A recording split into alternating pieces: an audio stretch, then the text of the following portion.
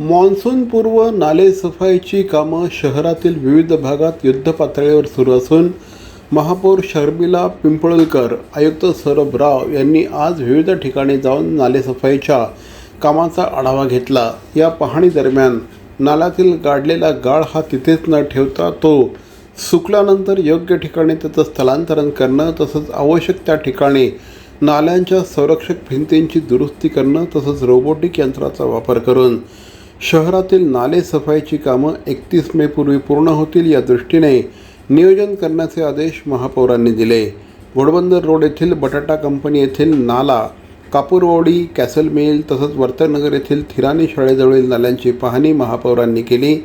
या नाले सफाईला उपमहापौर कृष्णा पाटील, स्थानिक नगरसेविका विमल भोईर, नंदा पाटील, अतिरिक्त आयुक्त प्रशांत रोडे, त्याचप्रमाणे इतरही मान्यवर उपस्थित होते। मुंब्रा परिसरातून नालेसफाईला सुरुवात करण्यात आली असून ठाणे शहरातही नालेसफाईच्या कामाने वेग घेतला असल्याचं महापौरांनी सांगितलं। शहरातील 186 किलोमीटर लांबीच्या नाल्याची सफाई करण्याचं नियोजन करण्यात आलं आहे।